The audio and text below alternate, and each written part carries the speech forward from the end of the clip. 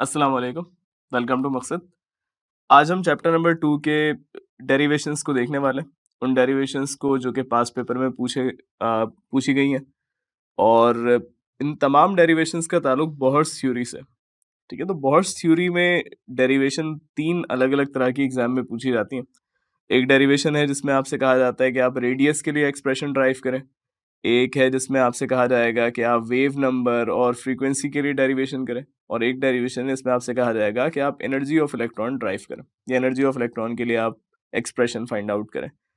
तो इन तीनों तरह के क्वेश्चंस का अब चेंज ये है कि लास्ट ईयर तक जो एग्जाम में क्वेश्चन आपको दिखता है तो बुक में लिखने का अंदाज थोड़ा सा चेंज था। यानी उसमें जो कांस्टेंट के इंक्लूडेड नहीं होता था और कांस्टेंट के की जगह जेड को ही कांस्टेंट के तौर पे यूज किया गया था। अब क्योंकि बुक में कांस्टेंट के इस्तेमाल हुआ है, यानी जो अ, जब हम कूलम्स इक्वेशन लिखते हैं या कूलम्स इलेक्ट्रोस्टैटिक फोर्स का फॉर्मूला लिखते हैं तो उसमें जो कांस्टेंट के है, ठीक है, जिसकी जिसकी वैल्यू 1/4 पाई एप्सिलॉन नॉट भी लिख देते हैं। तो ये 1/4 पाई एप्सिलॉन नॉट पहले इंक्लूडेड नहीं था, तो इसकी वजह से पहले वाले क्वेश्चंस में और अभी जो एग्जाम में क्वेश्चन पूछे जाएंगे उनमें थोड़ा फर्क हो सकता है। क्या फर्क हो सकता है इसको पहले समझ लेते हैं। फर्क ये हो सकता है कि पहले जैसे आर स्टेटेड है 2018 में जब बुक चेंज नहीं हुई थी, तो क्वेश्चन में कहा गया है कि स्टेट करें बोहर्स एटॉमिक थ्योरी को और ड्राइव करें expression for energy of an electron in nth orbit when r is equals to this, यानी r का फॉर्मूला दिया हुआ है n square H square upon 4 pi square M Z E square. यहाँ पे कहीं भी 4 पाई एप्सिलॉन नॉट इंक्लूडेड नहीं है इस डेरिवेशन के अंदर। तो जब एप्सिलॉन नॉट इंक्लूडेड नहीं है इसके अंदर तो ये जो r आपके पास आ रहा था पहले ओल्ड डेरिवेशन से वो अभी की डेरिवेशन से मैच नहीं करेगा। तो क्योंकि अब कांस्टेंट थोड़े से मुख्तलिफ है तो अब एग्जैक्ट सेम फार्मूले तो आपको दोबारा से नहीं मिलने वाले क्योंकि डेरिवेशन ही चेंज हो गई है। हाँ, लेकिन क्वेश्चन का फ्लो अभी भी वैसा ही है। तो एग्जाम में क्वेश्चन अभी भी इसी तरह के पूछे जा सकते हैं जिनमें आपसे कहा जाएगा कि आप पोस्टुलेट लिखें और साथ में उसके अटैच होगा या तो रेडियस ड्राइव करें, और अगर रेडियस की डेरिवेशन नहीं आती तो रेडियस की डेरिवेशन के अगेंस्ट आ सकता है कि आप फ्रीक्वेंसी या एनर्जी के लिए डेरिवेशन करें। ठीक है, तो आपको हर साल तकरीबन हर साल इनमें से कोई एक डेरिवेशन पास पेपर में नजर आती है। तो चलें सबसे पहले तो हम इन क्वेश्चंस को पढ़ते हैं कि क्या क्या क्वेश्चंस हमारे पास मौजूद हैं। तो 2021 में सेक्शन सी के अंदर क्वेश्चन 3 का पार्ट ए कह रहा है कि पोस्टुलेट्स स्टेट करें बोहर्स एटॉमिक थ्योरी के और एक्सप्रेशन फॉर रेडियस ड्राइव करें। ठीक है, रेडियस की डेरिवेशन। 2019 का क्वेश्चन है जो कह रहा है starting from delta E is equal to E two minus E one, यानी आपसे इनिशियली स्टार्ट करने कहाँ से कह रहा है, डेल्टा ई से स्टार्ट करना है, यानी रेडियस ड्राइव नहीं करना बल्कि आप कंसिडर करें कि change of energy E two minus E one है और वहां से फिर आगे जाएं और ड्राइव क्या करें, wave number of hydrogen atom के लिए डेरिवेशन करें। यानी वेव नंबर फाइंड आउट करना है बट यूज क्या करना है, delta E is equal to E two minus E one, यानी स्टार्ट से शुरू नहीं करना, रेडियस एनर्जी की डेरिवेशन आप नहीं करेंगे, आप डेल्टा ई से शुरू करेंगे। इसी तरह 2018 का क्वेश्चन है कि बोहर्स एटॉमिक थ्योरी के पोस्टुलेट लिखें और ड्राइव करें एक्सप्रेशन जिसमें आर ये है, यानी आर गिवन है और अब आर के बाद काम करना है, यानी रेडियस फाइंड आउट नहीं कर रहा, रेडियस गिवन है और रेडियस को यूज करते हुए एनर्जी फाइंड आउट करेंगे। इसी तरह 2017 का क्वेश्चन है, इसमें आपसे कहा जा रहा है कि बोहर्स थ्योरी को स्टेट करें और फ्रीक्वेंसी के लिए डेरिवेशन करें और फ्रीक्वेंसी के साथ कहा जा रहा है कि इलेक्ट्रॉन n2 से जंप करके जा रहा है n1 में और साथ में एनर्जी के लिए फॉर्मूला गिवन है। और अगेन ये फॉर्मूला फिर आपको इस न्यू बुक की डेरिवेशन में नहीं दिखेगा क्योंकि न्यू बुक में हमने के कांस्टेंट को लिखा हुआ है 1/4 पाई एप्सिलॉन नॉट। तो एप्सिलॉन नॉट इसमें मुझे नज़र नहीं आ रहा है इस फॉर्मूले के अंदर, तो इसका मतलब ये ओल्ड बुक का फॉर्मूला है जो कि अभी मौजूद नहीं होगा। तो न्यू बुक में फॉर्मूला है तो यही, यानी इक्विवेलेंट तो इसी का ही है लेकिन चेंज हो जाएगा क्योंकि यहाँ एप्सिलॉन नॉट नहीं है। तो क्या कहा जा रहा है, इस फॉर्मूले को यूज करते हुए, एनर्जी को यूज करते हुए फ्रीक्वेंसी तक ड्राइव करना है। तो इसको आप यूज करते हैं और यहाँ से शुरू करेंगे और फ्रीक्वेंसी तक जाएंगे। ठीक है, तो यानी इन चारों डेरिवेशन के क्वेश्चंस में अलग अलग तरह की बातें पूछी जा रही है, चारों का स्टार्टिंग पॉइंट डिफरेंट है, चारों का एंडिंग पॉइंट डिफरेंट है। तो इन चारों डेरिवेशंस में क्या क्या काम करना है हम स्टेप वाइज इन चारों को डिस्कस करने वाले हैं। यही 4 पॉसिबल डेरिवेशन है और एग्जाम में हर साल, तकरीबन हर साल, इनमें से कोई एक डेरिवेशन पूछी जाती है। तो ये बड़ा इंपॉर्टेंट पार्ट है। लेकिन सबसे पहले हम पोस्टुलेट्स की बात करते हैं, यानी थ्योरी के इंपॉर्टेंट पॉइंट्स की। तो पॉइंट्स क्या क्या, पहला पॉइंट कहता है electron revolve around nucleus in circular orbits situated at fix distance from nucleus with definite energy. कि इलेक्ट्रॉन कहाँ रिवॉल्व कर रहा होता है, सर्कुलर ऑर्बिट में रिवॉल्व करता है जो कि न्यूक्लियस से एक फिक्स डिस्टेंस पे होता है। और जो इलेक्ट्रॉन रिवॉल्व कर रहा होता है उसकी एक डेफिनेट एनर्जी होती है, मतलब एक फिक्स वैल्यू ऑफ एनर्जी रखता है और वो न्यूक्लियस के अराउंड एक फिक्स पाथ में रिवॉल्व करता रहता है। सेकेंड पॉइंट कहता है कि as long as the electron remains in an appropriate orbit it neither loses nor gain energy। कि जब तक इलेक्ट्रॉन एक ऑर्बिट में रहता है वो ना एनर्जी लॉस करता है ना एनर्जी गेन करता है। Hence each orbit has a fixed energy level, यानी हर ऑर्बिट का जो एनर्जी लेवल है वो क्या होता है, वो फिक्स होता है। However, the energy of orbits increases with increasing distance from nucleus। यानी अगर हम न्यूक्लियस से आगे बढ़े, जैसे हम फॉर एग्जांपल न्यूक्लियस की बात करते हैं कि ये न्यूक्लियस है, ये फर्स्ट शेल है, ये दूसरा शेल है। तो यहाँ जब हम फर्स्ट शेल में मौजूद इलेक्ट्रॉन्स की एनर्जी देखेंगे तो ये कम होगी। सेकंड शेल में इलेक्ट्रॉन जो मौजूद होंगे उनकी एनर्जी फर्स्ट शेल वालों से ज्यादा होगी। आगे चलते हैं। थर्ड पॉइंट कहता है कि during excitation electron absorb some quantized energy and jumps from lower energy orbit to an appropriate higher energy orbit, but when it turns back to lower energy orbit it emits quantized energy। यानी जब lower energy level से higher पे जाता है तो एक fixed value of energy absorb करता है, और जब ये वापस fall back करता है, यानी जब higher से वापस ये return होता है lower पे, तो जितनी amount of energy इसने absorb की हुई होती है उतनी amount of energy ये दोबारा radiate या दोबारा release कर देता है। ठीक है, आगे चलते हैं। लास्ट या फोर्थ पॉइंट कहता है कि electron can move only in those orbit in which angular momentum of electron MVR is integral multiple of h/2 या NH/2। इलेक्ट्रॉन सिर्फ वहीं रिवॉल्व कर सकता है जहां पे उसका एंगुलर मोमेंटम h/2 के किसी मल्टीपल के बराबर हो जाए। h/2 के मल्टीपल के बराबर का मतलब है कि 1h/2 हो जाए या 2h/2 हो जाए, इस तरह से हो जाए तो इलेक्ट्रॉन वहां रिवॉल्व कर सकता है। तो जब आपसे कहा जाएगा पोस्टुलेट्स लिखें तो आप ये 4 पॉइंट्स लिख देंगे। ठीक है, अब डेरिवेशन की तरफ चलते हैं। यहाँ से ये पूरा जो पार्ट है ये बुक का है, तो आपको इसको बुक से मैच करने में आसानी होगी। सबसे पहले हम बात करेंगे रेडियस की डेरिवेशन की। तो हमने कंसिडर किया है एक एटम जिसके न्यूक्लियस को हमने कहा है ZE। बेसिकली चार्ज मेंशन किया है कि न्यूक्लियस का चार्ज है +ZE, जो इलेक्ट्रॉन रिवॉल्व कर रहा है उसका चार्ज है -E, रेडियस को कहा हुआ है R। ठीक है, और न्यूक्लियस को सेंटर में मेंशन किया हुआ है, इलेक्ट्रॉन के मास को M कहा हुआ है। ये लिख रहे हैं हम। ये सारी बातें हमने वर्डिंग्स में लिख दी और साथ में एक और एक्स्ट्रा बात लिख दी है कि वेलोसिटी जो है वो v है। वो ये है बेसिकली कि इलेक्ट्रॉन की जो वेलोसिटी है वो क्या है, v है, जिसका अभी फिलहाल कोई यूज नहीं है, लेकिन बुक में लिखा हुआ है तो हम समझ लेते हैं कि इस बात को कहा जा रहा है। अब कूलम इलेक्ट्रोस्टैटिक फोर्स क्या कहती है? कूलम इलेक्ट्रोस्टैटिक फोर्स का फॉर्मूला है F is equals to K Q1 Q2 upon R²। और Q1 Q2 क्या है? Q1 Q2 चार्जेस के मैग्नीट्यूड्स हैं, K कांस्टेंट है। ठीक है, तो अब यहाँ पे हम क्या कर रहे हैं, K की जगह K की वैल्यू लिख रहे हैं विच इज 1/4πε0, जो मैं आपसे भी कह रहा था कि ये पहले इंक्लूडेड नहीं था ओल्ड बुक में, ये न्यू बुक में इंक्लूड किया गया। तो 1/4πε0 K की जगह पुट कर देंगे ZE और E, यानी ये न्यूक्लियस का चार्ज है, Q1 बन जाएगा, है ना। इलेक्ट्रोस्टैटिक फोर्स ऑफ अट्रैक्शन किसके दरमियान है? न्यूक्लियस और इलेक्ट्रॉन के दरमियान। तो न्यूक्लियस का चार्ज हमने लिखा Q1 के तौर पे विच इज ZE, इलेक्ट्रॉन का चार्ज हमने Q2 के तौर पे लिखा विच इज E। तो जब ZE को E से मल्टीप्लाई करेंगे तो E बन जाएगा और Z अपनी जगह रहेगा। सही है, और यहाँ K की जगह 1/4πε0 लिख देंगे तो डिनोमिनेटर में ये पूरा आ जाएगा 4πε0R², ऊपर आ जाएगा ZE²। ये फॉर्मूला फॉर फोर्स आ गया। ठीक है, अब आगे कहा जा रहा है कि सेम टाइम पे इलेक्ट्रॉन पे एक और फोर्स लग रही है और वो फोर्स है सेंट्रीफ्यूगल फोर्स। सर्कुलर मोशन में हमेशा ये होता है, कोई ऑब्जेक्ट अगर सर्कुलर मोशन एग्जीक्यूट कर रहा है तो उस पर दो फोर्सेस लगती हैं। एक फोर्स होती है सेंट्रीपिटल फोर्स जो कि उसको सेंटर की तरफ खींच रही होती है, एक फोर्स होती है सेंट्रीफ्यूगल जो चाह रही होती है कि इलेक्ट्रॉन टेंजेंशियल पाथ फॉलो करे और न्यूक्लियस से दूर चला जाए। ये जो सेंट्रीफ्यूगल फोर्स है इसको कैलकुलेट करने के लिए यहाँ फॉर्मूला इस्तेमाल हुआ है mv²/r, क्योंकि इलेक्ट्रॉन एक सर्टेन पाथ पे ही रिवॉल्व कर रहा है, तो इसका मतलब जो मैग्नीट्यूड ऑफ फोर्सेज है सेंट्रीपिटल सेंट्रीफ्यूगल दोनों बराबर है। तो जो mv²/r का फॉर्मूला है हम यहाँ पे सेंट्रीफ्यूगल फोर्स के लिए यूज कर सकते हैं। तो हमने यही किया, क्योंकि दोनों फोर्सेज का मैग्नीट्यूड बराबर है तो हमने दोनों को कंपेयर करवा दिया, यानी mv²/r को ZE²/4πε0r² से कंपेयर करवा दिया। सिंप्लीफाई करने पे हमारे पास रेडियस का एक फॉर्मूला आ गया जो कि ये लेकिन यहाँ प्रॉब्लम क्या है? प्रॉब्लम यहाँ ये है कि बाकी वैल्यूज तो हमें पता है। क्या पता है हमें?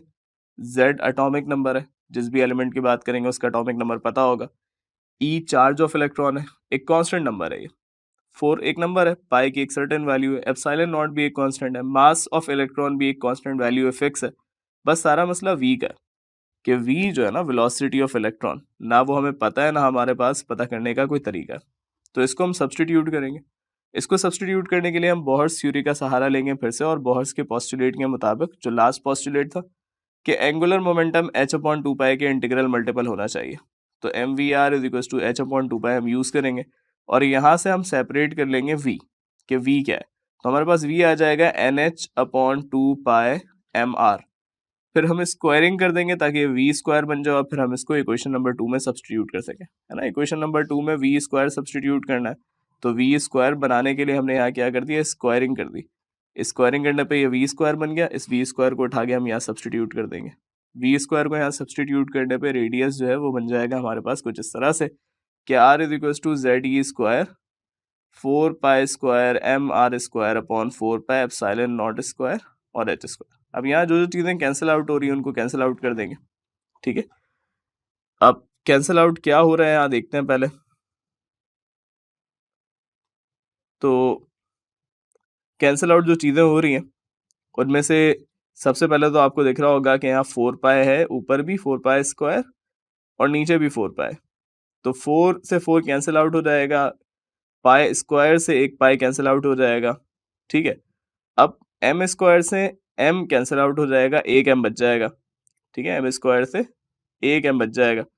इसी तरह से एन है, एन स्क्वायर है,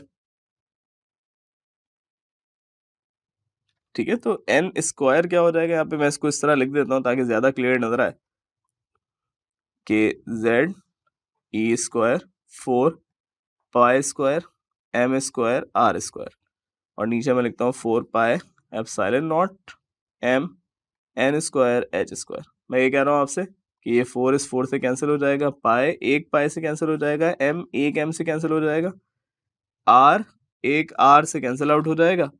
इसके अलावा और कुछ कैंसिल होता हुआ नहीं दिख रहा मुझे, ठीक है।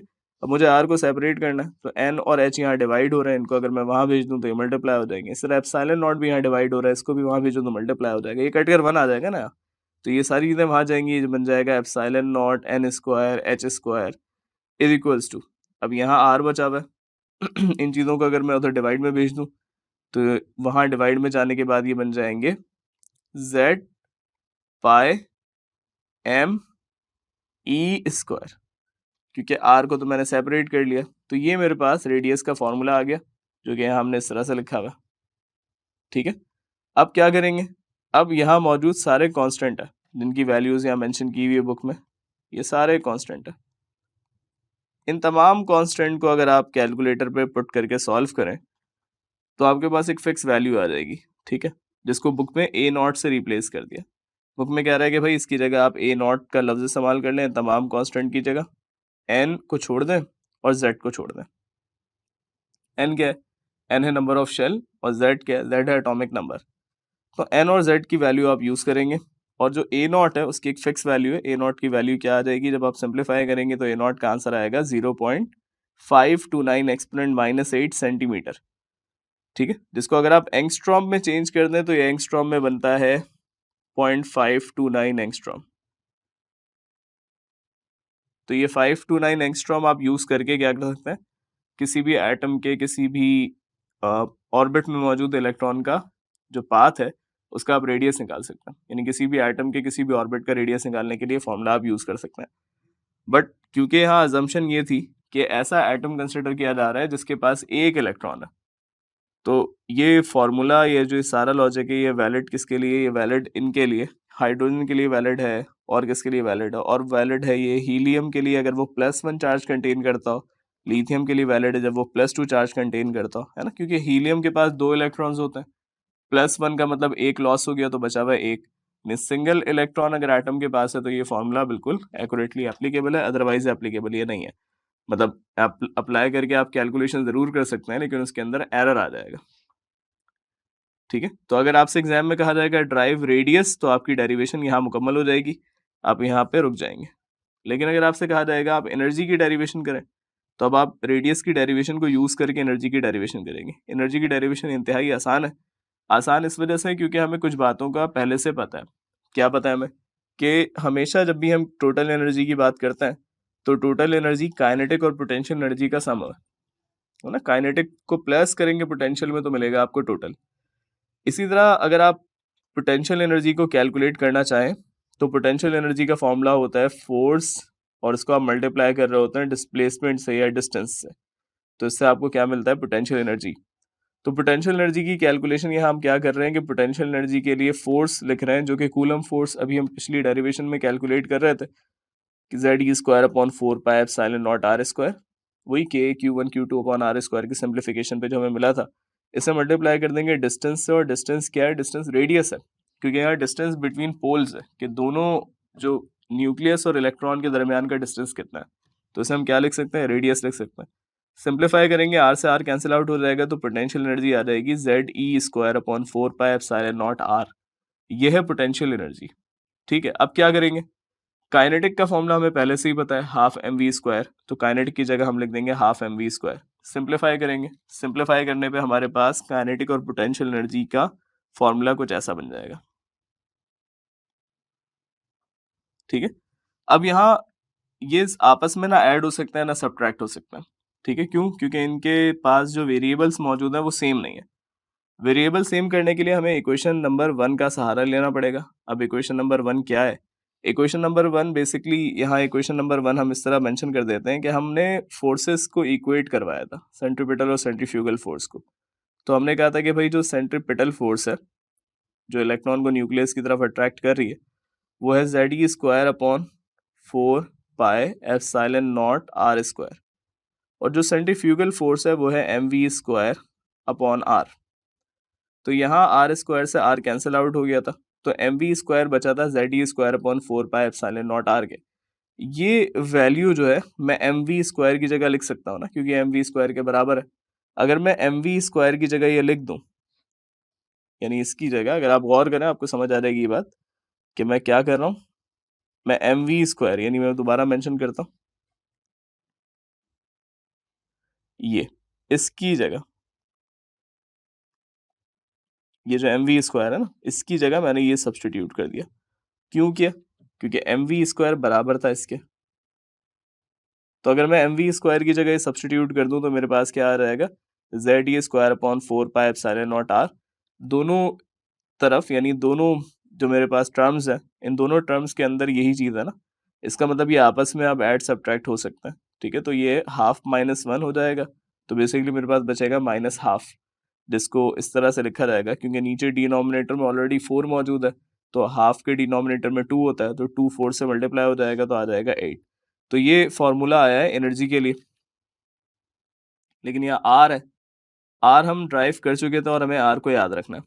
ठीक है, आर का फॉर्मूला जो हमारे पास आया था वो हमें याद रखना है। वो ये था, मतलब उसको इन्वर्स करके लिखा जाए तो ये बन जाएगा। आर को सब्सटीट्यूट अगर कर दिया जाए, तो आर को सब्सटीट्यूट करने पे हमारे पास क्या आ जाएगा? एनर्जी का फॉर्मूला आ जाएगा, जो कि ये। ठीक है, अब यहाँ दोबारा वही काम किया कि कांस्टेंट को रिप्लेस कर दिया, किन तमाम कांस्टेंट को रिप्लेस करके लिख दिया है के। ये फॉर्मूला आप याद रखेंगे डेरिवेशन के अलावा भी, न्यूमेरिकल्स के लिए और ऑब्जेक्टिव्स के लिए, कि एनर्जी का फॉर्मूला क्या है, तो आपको ये याद रखना। ठीक है, अब समझा आपने, मेन जो मेजर बड़े बड़े काम थे वो कर लिए। अब 2 छोटे काम और रहते हैं, वापस सम अप करते हैं। अगर आपसे कहा जाएगा रेडियस फाइंड आउट करो, तो आपको रेडियस फाइंड आउट करके रुक जाना है। अगर आपसे कहा जाएगा एनर्जी फाइंड आउट करो, तो आप एनर्जी की कैलकुलेशन में, एनर्जी की डेरिवेशन में रेडियस फाइंड नहीं करेंगे।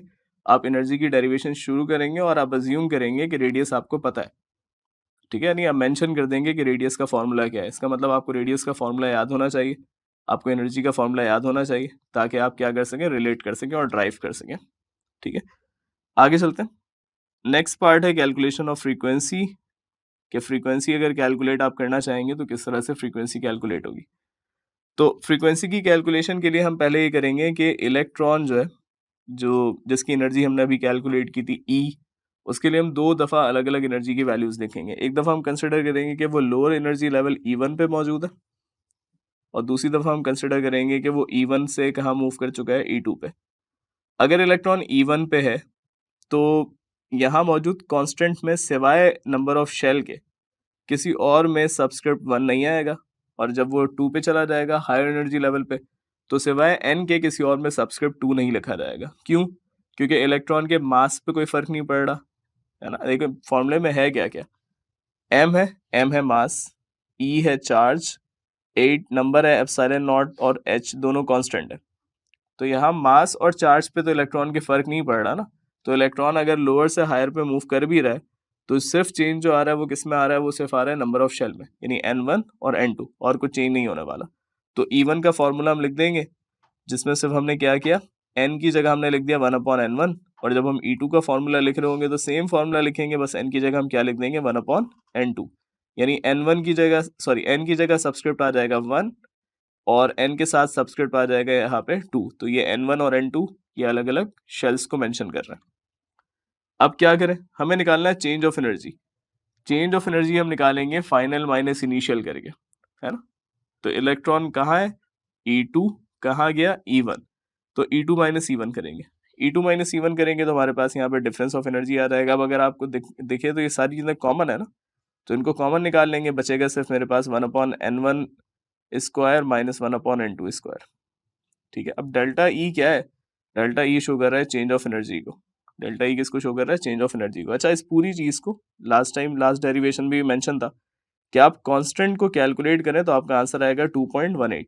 तो आप इसको चाहें तो वैल्यू से रिप्लेस कर सकते हैं, और रिप्लेस ना भी करें तो इसको आप इस तरह लिखा हुआ छोड़ सकते हैं। डेल्टा ई क्या है, चेंज ऑफ एनर्जी। इलेक्ट्रॉन जब ऑर्बिट चेंज करता है तो जो अमाउंट ऑफ एनर्जी इमिट होती है, इसको कैलकुलेट करने के लिए हम इस्तेमाल करते हैं प्लैंक्स क्वांटम थ्योरी, जो कहती है चेंज ऑफ एनर्जी बराबर होता है एच न्यू के। यानी डेल्टा ई की जगह हम क्या पुट कर देंगे, एच न्यू। तो डेल्टा ई की जगह जब एच न्यू पुट किया जाएगा और फ्रीक्वेंसी यानी न्यू को सेपरेट आप करेंगे, तो एच जो कि यहाँ मल्टीप्लाई हो रहा है इसको आप मूव करेंगे राइट हैंड साइड पे, वहां जाकर ये डिवाइड हो जाएगा, तो न्यू का फॉर्मूला आपके पास ये आ जाएगा। अब क्योंकि न्यू फ्रीक्वेंसी है तो फाइनल इसका जो यूनिट आएगा वो होगा हर्ट्स। सिर्फ एक और छोटा सा काम, और वो है वेव नंबर की कैलकुलेशन। इसकी कैलकुलेशन से पहले आपको वेव नंबर को डिफाइन करना होगा।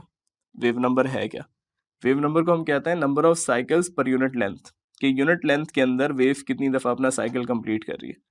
ठीक है, साइकिल्स की तादाद को क्या कहा जाता है, वेव नंबर। इसको समझने का एक आसान तरीका है कि हम अगर वेलोसिटी की यूनिट को लिखते हैं तो वेलोसिटी का जो यूनिट है वो है मीटर पर सेकेंड, है ना। और अगर हम फ्रीक्वेंसी के यूनिट की बात करें तो फ्रीक्वेंसी का यूनिट बनता है साइकिल्स पर सेकेंड। अब अगर मैं फ्रीक्वेंसी को यानी न्यू को डिवाइड करवा दूं वेलोसिटी से यानी सी से, ठीक है, तो मैं यूनिट्स को जरा याद देखूं, यूनिट्स के साथ क्या हो जाएगा, ऊपर क्या आ जाएगा साइकिल्स पर सेकंड, नीचे क्या आ जाएगा मीटर पर सेकंड। तो साइकिल्स और मीटर बच जाएगा, क्योंकि सेकंड और सेकंड क्या हो जाएगा कैंसिल। इसी साइकिल पर मीटर के लिए क्या लफ्ज इस्तेमाल होता है, इसी साइकिल पर मीटर के लिए लफ्ज इस्तेमाल होता है वेव नंबर का। तो साइकिल्स पर मीटर को वेव नंबर कहा जा रहा है। सिंप्लीफाई अगर आप कर दें तो इसे इस तरह भी लिखा जा सकता है कि फ्रीक्वेंसी बराबर है या न्यू बार, और सी मल्टीप्लाई हो जाएगा न्यू बार से, तो फ्रीक्वेंसी बराबर है न्यू इंटू सी या न्यू बार इंटू सी के। तो सी की जगह हम क्या पुट कर देंगे, न्यू बार। सिंप्लीफाई करेंगे यहाँ पे तो सी जो कि मल्टीप्लाई हो रहा है इसको डिवाइड में भेज देंगे। इन पूरे कांस्टेंट को me4/8 epsilon naught square h cube c को रेडबर्ग कांस्टेंट कहा जाता है, RH कहा जाता है। इस रेडबर्ग कांस्टेंट की एक वैल्यू है जो कि है 101,678,00 मीटर इनवर्स, और सेंटीमीटर इनवर्स में अगर आप इसको लिखें तो ये होता है 109,678 सेंटीमीटर इनवर्स। इसे आप चेंज भी कर सकते हैं एक्सपोनेंट में, ठीक है, तो एक्सपोनेंट में चेंज करके भी आप लिख सकते हैं। ये वो वैल्यू है रेडबर्ग कांस्टेंट की जो आप यूज करेंगे किसके लिए, आप जब आगे कैलकुलेशन कर रहे होंगे, आगे न्यूमेरिकल्स कर रहे होंगे, तो ये रेडबर्ग कांस्टेंट बार बार यूज होने वाला है। तो यहाँ पे ये डेरिवेशन मुकम्मल होती है। आपको क्या याद रखना है, आपको याद रखना है कि जब भी क्वेश्चन आपसे पूछा जाएगा इन चार में से कोई एक डेरिवेशन आप करेंगे एग्जाम में, तो वो कौन सी डेरिवेशन होगी इसके लिए आपको बड़ा एक्टिवली सोचना पड़ेगा कि क्या कहा जा रहा है। अगर रेडियस की डेरिवेशन आएगी तो उसमें फिर आपको शुरू कहाँ से करना है, बिल्कुल स्टार्ट से, और रेडियस की डेरिवेशन पे आप स्टॉप करेंगे। एनर्जी की डेरिवेशन अगर आपसे पूछी जाएगी तो आप रेडियस से शुरू नहीं करेंगे, इस तरह जब आपसे कहा जाएगा फ्रीक्वेंसी ड्राइव करें, तो आप एनर्जी की डेरिवेशन नहीं करेंगे, बल्कि आप शुरू करेंगे delta E is equals to E two minus E one से। ठीक है, तो यहाँ तक हमारा जो आज का लेक्चर था वो कंप्लीट होता है। अगर इस डेरिवेशन को समझने में कोई प्रॉब्लम है तो आप या तो इस वीडियो को दोबारा देखें शुरू से, उसके बाद भी अगर प्रॉब्लम रहती है तो आप ऐप पे जाके डेरिवेशन को देख सकते हैं। ऐप पे डेरिवेशन में हर एक स्टेप को एक्सप्लेन करके सॉल्व किया गया है। इसके साथ ही मुझे दें इजाजत। अल्लाह हाफिज। मकसद आपको एंड्रॉइड फोन पे इंस्टॉल और लॉगिन करने का तरीका। प्ले स्टोर पे जाएं, मकसद ऐप सर्च करें, इंस्टॉल पे क्लिक करें। इंस्टॉल करने के बाद मकसद ऐप खोलें। अकाउंट बनाने के लिए गेट स्टार्टेड पे क्लिक करें। अपना मुल्क सेलेक्ट करें और मोबाइल नंबर डालें। फोन पे दिया गया वेरिफिकेशन कोड एंटर करें। अपना ग्रेड या कोर्स सेलेक्ट करें। अपना ग्रुप सेलेक्ट करें। अपना बोर्ड सेलेक्ट करें। आपका लॉगिन कंप्लीट हो चुका है।